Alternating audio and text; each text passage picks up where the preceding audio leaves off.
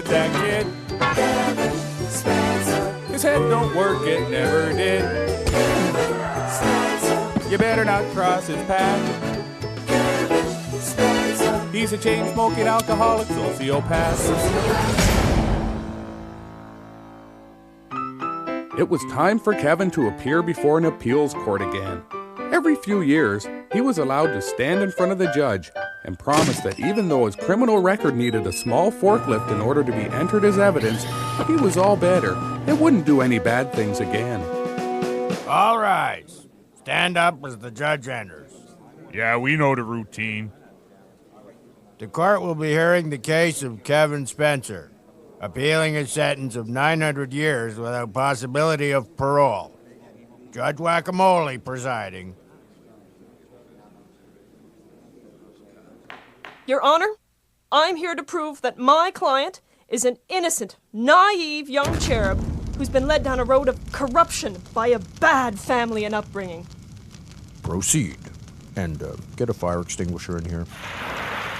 Your Honor, I call the boy's alleged father, Percy Spencer, to the stand. I've been telling people for years, the little freak's head don't work right. Mr. Spencer, how has your son's incarceration affected your familial circumstances? Percy didn't know what in hell the lawyer was saying, so he decided to lighten the mood with some of his patented armpit playing.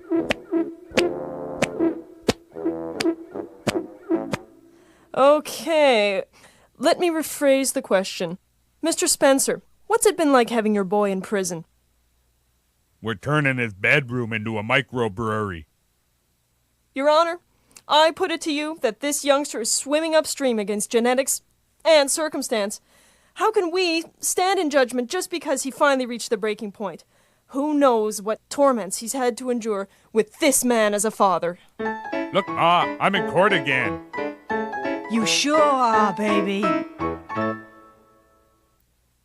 Percy Spencer was a hard-drinking, chain-smoking, drug-abusing ex-convict. So when the traveling carnival came to town, he was made supervisor. You're perfect to operate our most dangerous ride, the Regurgitator. It used to belong to Nassau, but they thought it was too dangerous. Any questions? When do I get the money? Good question. Any others? Can I get drunk while I work? Hey, this is a very dangerous ride, so only drink vodka. If something goes wrong, the cops can't smell it on your breath. Gotcha. Because Kevin's dad was working for the carnival, Kevin got free admission. Kevin decided to drop by and enjoy a few rides and see if he could screw his old man out of his paycheck. When he arrived at the Regurgitator, he found that his dad had already gotten bored and left, leaving a group of people stranded on the ride for over an hour. Then he noticed something unusual. Every time the ride went past, something flew out of the pockets of the people on board. Coins, wallets, shoes, even a nifty artificial glass eye. Kevin thought the glass eye would make a really cool keychain. He figured it was easier than working, so he decided to sit tight and see what else he could catch. Kevin learned right quick that some things are more fun to catch than others. When Kevin came to, he figured he better go find the old man and start working on his paycheck. Kevin found his dad hanging out in the beer tent with the freaks, and things were getting pretty rowdy. Percy was helping the human pinhead rehearse. I done this to a guy once before, but it wasn't a show. Kevin tried to catch his old man's eye, but his dad didn't pay any attention because he was really hammered and trying to get it on with the Siamese twins. Hey baby, I think you meet the height restrictions to hop on board my ride. Not a chance, you fat piss tank. Besides, we're shacked up with the rubber man. Come on. Only lovin' I've been getting is when the dog-faced boy starts humping my leg. God damn it, there he goes again. Get off me, effing prick. Get. Suddenly, the whole beer tent went silent. We represent a community group which is outraged by the exploitation of these so-called freaks. Who are you to label someone as the world's fattest lady or smelliest man? I ain't no freak. I work the rides, you friggin' arsewipe. We're not going to let you continue this exploitation by letting people stare and gawk. We're going to show the community cares by putting them all in hospitals where they can be unemployed and lonely. The council threatened to come back the next day with a cease and desist order. Canceling our freak show? The Carney manager was really upset. This was the biggest tragedy since the fire eater got diarrhea and accidentally killed 6 people. Kevin didn't quite understand what was going on, but he could tell by the way his old man was stealing half-full beers that he'd already blown his paycheck. So they both decided to check out the rest of the carnival. They found Mum at a Guess Your Weight booth. I guess your weight to be 105 pounds. Gosh, you must be psychic. He must be effing blind. She's a quarter ton easy. Hey, look, there's Charlie. Hemp shirts, hemp soap, everything you can imagine made from hemp. Mirror with a marijuana leaf on it? If it's made of hemp, we got it. Got any for smoking? Gosh, can you smoke it? Finally, Kevin and his dad arrived back at the regurgitator. The city council members from the beer tent were all standing in line to ride. Well, I hope this is finally some acceptable, good-natured family fun. Kevin couldn't help but notice all the toys, prizes, jewelry, and purses they were bringing with them, and he told his dad to jack up the speed as soon as he started the ride.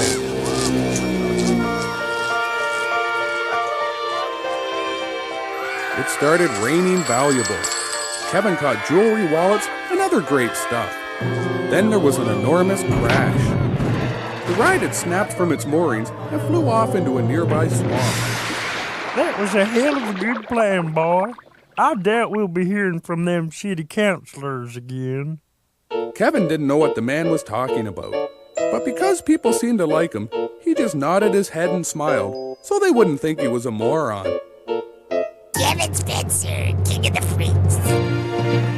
And that's how Kevin saved the freaks from being committed to the state hospital. It's also how he got convicted of criminal negligence causing bodily harm.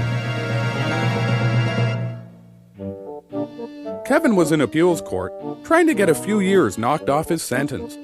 His lawyer was convinced that he could get his term reduced to 500 years with good behavior. Your Honor, I'd like to call my next witness, Mr. Franklin, Kevin's psychiatrist. Mr. Franklin, do you promise to tell the truth, the whole truth, and nothing but the truth, so help you God? Truth? Truth? What is truth? It all comes down to interpretation, doesn't it? The Jungian approach of a synchronous weave reality, contrasted with the schisms of the Freudian... Just say, I do. Theoretically, I do. Mr. Franklin, is Kevin Spencer, as so many have asserted in the past, a lost cause? Nobody is a lost cause. Is a landmine evil? It certainly exists for an evil purpose, but in and of itself, it is not conscious of any evil intent. It's merely fulfilling its purpose. Your Honor, if you had to listen to this pompous idiot all day, don't you think you'd find yourself acting out fantasies as a way of coping?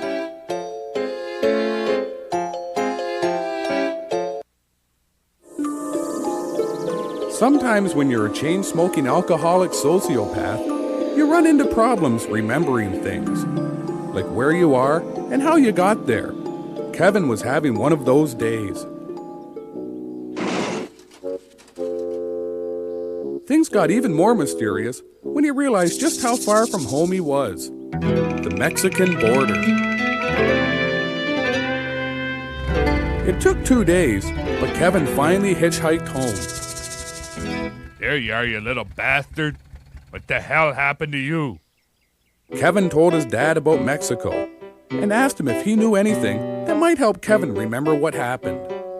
You were supposed to be going to the liquor store for me and the old lady. Kevin's dad told him about his plan to break into the liquor store. First, they gathered up a week's worth of empty beer bottles, hid Kevin inside, and took him into the store to return the empties. After the store closed for the night, Kevin could emerge and open the door so that Percy could pull up in the stolen truck and load up the booze.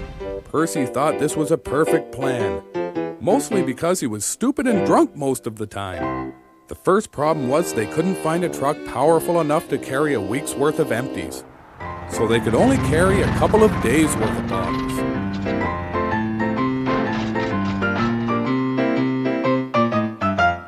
I'll have to open these cases and make sure they're all full. Percy hadn't counted on that. He was about to make a run for it and leave the boy to the cops when he came up with an idea. He pulled the fire alarm so everyone would have to run out of the store.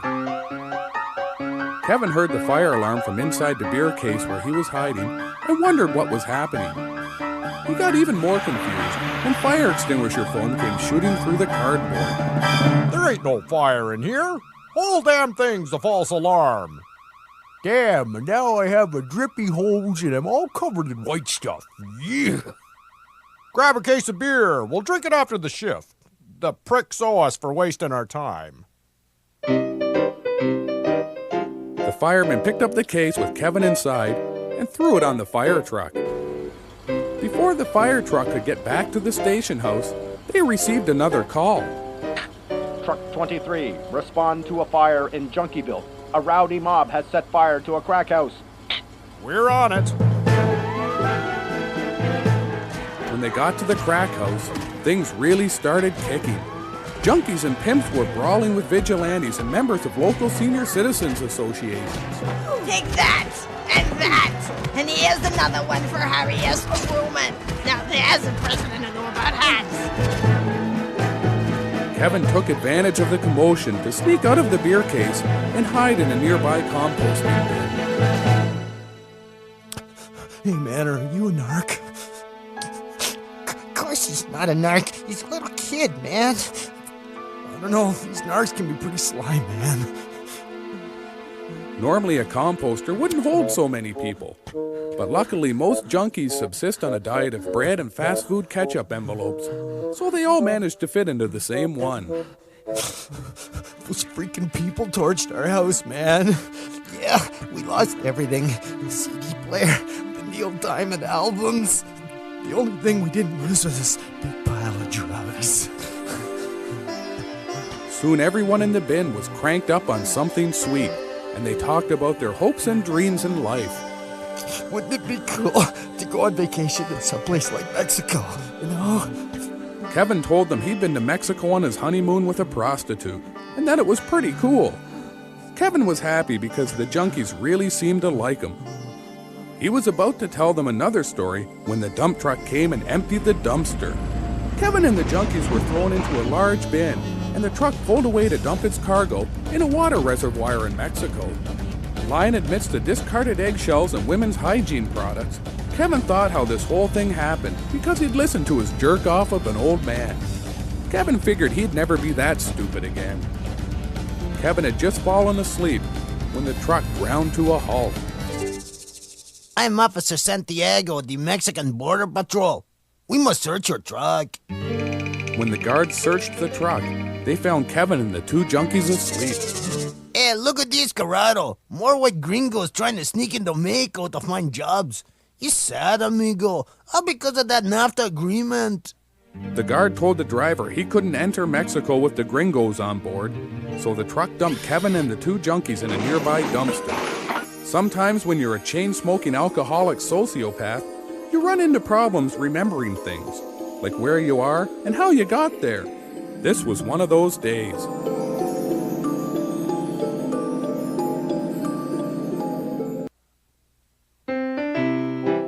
Kevin's mom decided that if someone was going to bring some money into the house, it would probably have to be her. So she attended a rigorous 2-hour training session and got her accreditation as a licensed Scamway Cosmetics sales professional and lingerie model. Kevin, baby, your mama's going to work. Can you help me carry some of my heavy stuff? Look, just pick up the damn suitcase, or you can sleep at the mission like your man did last night. They give me free soup and a hat. Kevin's mom walked up the street to her designated sales area and knocked on the first door. Kevin couldn't believe his eyes. It was the nurse from the dentist's office, the woman he'd worshipped from afar for so long. I'm Anastasia Spencer, your local Scamway sales representative. Hey, you sure got a lot of pretty stuff in your house. I'd love to buy some cosmetics, so long as they're all animal friendly. I guarantee that no animals were harmed. We get these so cheap, 'cause of child labor, not animal testing. Kevin watched as his mom and the assistant tried different cosmetic products. Try this. That's nice, but what do you think about this? That's nice too. Now, try this. That's great, like musk. But does it work with this? It went on for hours, and Kevin started to get bored. Then he noticed that all the perfume spray was filling the room and starting to give everyone a really neat buzz. Mom was already screwing up her metaphors. I'll tell you why I married the bastard. 'Cause I like my men the way I like my sandwiches. Stupid and lazy. You want to talk about men? I once had sex with my boss in the dentist chair. You don't say. Suddenly, Kevin found himself very interested in what was going on and listened intently to the juicy tidbits about her wild, on-the-job passions. But just as it was starting to get interesting, Kevin's cigarette ignited all the fumes in the living room and blew out all the windows of the house. Oh well, I guess now's as good a time as any to let you try on the lingerie. The dental assistant tried on the whole range of Scamway's skanky summerwear, and Kevin's heart was starting to beat out of control.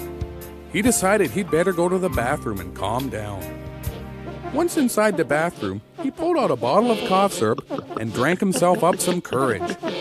But he couldn't get that imagery of the sensuous young dental assistant out of his mind. First, his mind raced with the images of the sloping enclaves of her supple body. Then his mind raced with a good hard cough syrup buzz. Then he passed out. Soon his mom started wondering what was taking the boy so long in the bathroom, and she assumed the worst. You think I don't know what you're up to in there? I know what you're doing. Get out of there right now, you little pervert. What's going on? Why did you call him a little pervert? You're not suggesting... Oh my God, that's disgusting! How could you bring that little degenerate into my house? Hey, that's my degenerate, you little hussy. And maybe he wouldn't be in there pounding the knockwurst if you went dancing around like the little tramp you are. That does it. I'm calling 911. When the rescue squad showed up, they had to get Kevin out of the bathroom with the jaws of life. Then they had to get Kevin's mom out of the latex bodysuit with the jaws of life. That's when Kevin's mom decided she didn't like working for Scamway. So she just worked long enough to be entitled to unemployment benefits and went back from knocking on doors to screwing the system. But not before finding someone qualified to take over her sales area. Good afternoon. I'd like to show you the full line of Scamway products for women.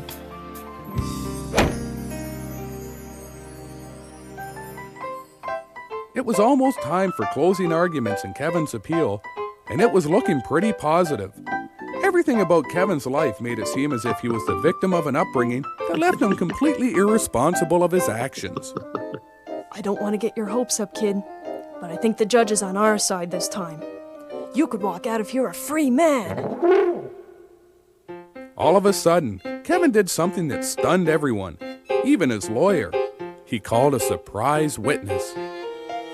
Surprise witness? I'm your lawyer, and no one told me about any surprise witness. As a character witness, Kevin called up Alan the Magic Goose. Kevin is a good and wonderful kid who only wants to fit in. He's a victim of a careless society and a stifling upbringing. That and his head don't work right because it's crazy as sin. Tell him that, boy. Tell him how you can't help yourself because you got no conscience. You broken-headed freak. Kevin knew that no one else could see Alan, so he told them everything he was saying. The court sat in stunned silence as Kevin ruined his own airtight case. Well, not quite stunned silence. Again with the magic goose. I'm laughing so hard I'm gonna hurt. They're gonna toss your ass right back in the joint, kid. Right back in the joint. Dad wasn't any Rhodes Scholar, but he sure was right this time, because that's exactly what they did. Kevin's 2 weeks in solitary were up, and he was allowed back into the general population. While he was in solitary, his Uncle Phil had been reincarcerated because he violated his parole by failing his drug test and because he held up a gas station. Long time no see, Phil. How's it going? I was framed. What's the matter with your boy, Percy? He don't look so good. He ain't used to the sun on account of always being in solitary. That little freak looks sick, lah. He ain't sick, unless you count his head. I keep forgetting that he's mentally wrong. Too bad you ain't sick, boy, because if you get sick, they take you to the infirmary and give you a nice bed, lots of drugs, and a nurse. That night, as Kevin stood over his new cellmate just to make him really uncomfortable and scared during his first night in prison, Kevin decided he'd try and fake being sick the next day to see if he could weasel a trip to the infirmary. Kevin thought long and hard about what kind of illness he wanted to fake. It wasn't the first time he'd faked being sick to get what he wanted, but the last time he'd done it, he'd made a big mistake, and he didn't want to go through that again. Take off them pants, Spencer. Kevin was getting bored just looking at the new guy, so he decided to make a lot of quick jerky movements towards his new cellmate to see if he could make him cry like a big baby and wet his pants.